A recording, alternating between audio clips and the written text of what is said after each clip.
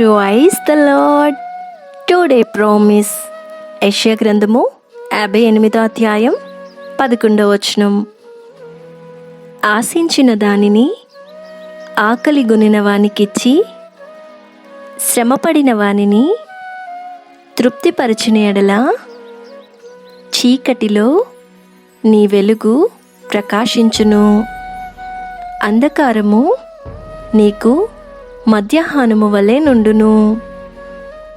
యెహోవా నిన్ను నిత్యము నడిపించును. క్షామకాలమున ఆయన నిన్ను తృప్తిపరచి నీ ఎముకలను బలపరచును.